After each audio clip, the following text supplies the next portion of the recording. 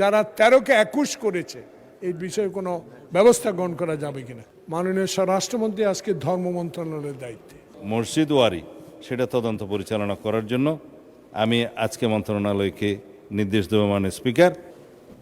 আপনাকে ধন্যবাদ মাননীয় মন্ত্রী। এ প্রসঙ্গে একটি সম্পূরক প্রশ্ন করবেন নোয়াখালী 2 আসন থেকে নির্বাচিত মাননীয় সদস্য জনাব জয়নাল আবেদিন ফারুক। ধন্যবাদ। মাননীয় স্পিকার, আসলে আমাদের অনেক নবীন এরাই প্রশ্ন করবে, আমরা ওনাদের থেকে প্রশ্ন নেব। তো কিন্তু মোহাম্মদ আব্দুল খালেক সাতক্ষীরা 2, 3, 4, 5 প্রশ্নে একটা বিষয় আমার সামনে আমি জেনে নিতে পারতাম, কিন্তু মাননীয় স্বরাষ্ট্রমন্ত্রী আজকে ধর্ম মন্ত্রণালয়ের দায়িত্বে, আজকে এই সংসদে এই মুহূর্তে। তো ওনাকে একটা বিষয় আমি সকল সংসদ সদস্য জাতির জন্য জানা দরকার।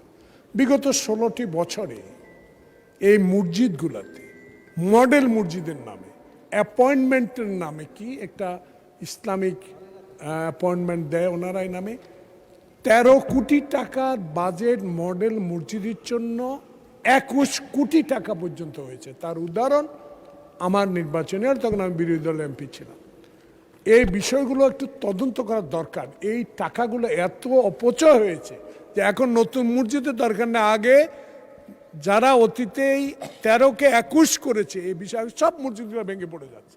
আমার উদাহরণ, আমার সেনবাগেরটা ঢোকা যায় না, পানি পড়ে। তো এই বিষয়গুলো আমি মাননীয় স্বরাষ্ট্রমন্ত্রীকে জানবো যে এই বিষয়ে একটা তদন্ত করে যারা 13কে 21 করেছে এই বিষয়ে কোনো ব্যবস্থা গ্রহণ করা যাবে কিনা। আপনাকে ধন্যবাদ।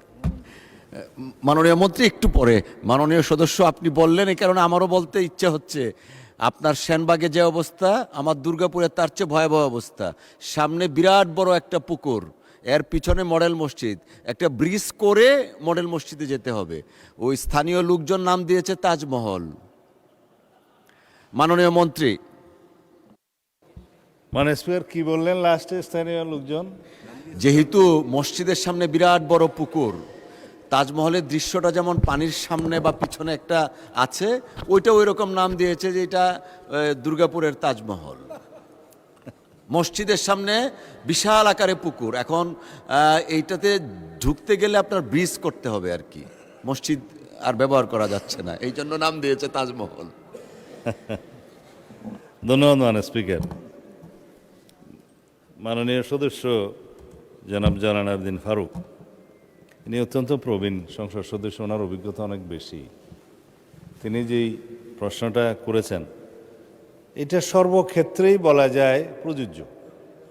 বিগত আওয়ামী ফ্যাসিবাদী সরকারের সময়ে অর্থ লোপাটের বিভিন্ন প্রকল্প নেওয়া হয়েছে।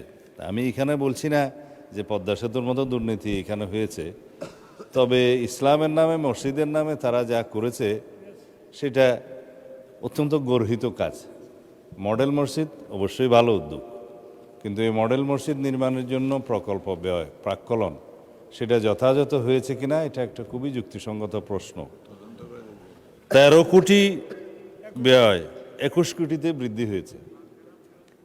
দেবপ্রিয় ভট্টাচার্য সাহেবের যে হোয়াইট পেপারটা প্রকাশিত হয়েছে, আমি কয়েকদিন আগেও বাজেট স্পিচে বলেছি, তাতে এরকম মেগা প্রকল্পে মেগা দুর্নীতির জন্য মেগা বাজেট করা হয়েছে এবং সেটা সময় বৃদ্ধির ক্ষেত্রে 5 বছর থেকে 7 বছরও সময় বৃদ্ধি করা হয়েছে। আর প্রাক্কলিত ব্যয় কয়েক গুণ বৃদ্ধি করা হয়েছে। দুর্নীতি করার জন্য প্রাক্কলনের মধ্যেই আগে ঢুকেছে, তারপরে দুর্নীতি হয়েছে, সময় বৃদ্ধি হয়েছে, ব্যয় বৃদ্ধি হয়েছে, তার উপর এখন 13 কোটি থেকে 21 কোটিতে কিভাবে গেল? এই মডেল মসজিদগুলোর সমস্ত প্রকল্প ব্যয় টোটাল কত ছিল, কতটা নাম্বার অফ মডেল মসজিদ হয়েছে, সমস্ত মসজিদ ওয়ারি সেটা তদন্ত পরিচালনা করার জন্য আমি আজকে মন্ত্রণালয়কে নির্দেশ দেব মাননীয় স্পিকার। এর মধ্যে সরকারি অন্যান্য সংস্থাও জড়িত হতে পারে, সেটা খুবই ন্যায্য প্রশ্ন। ধন্যবাদ মাননীয় স্পিকার। আপনাকে ধন্যবাদ মাননীয় সদস্য, মাননীয় মন্ত্রী।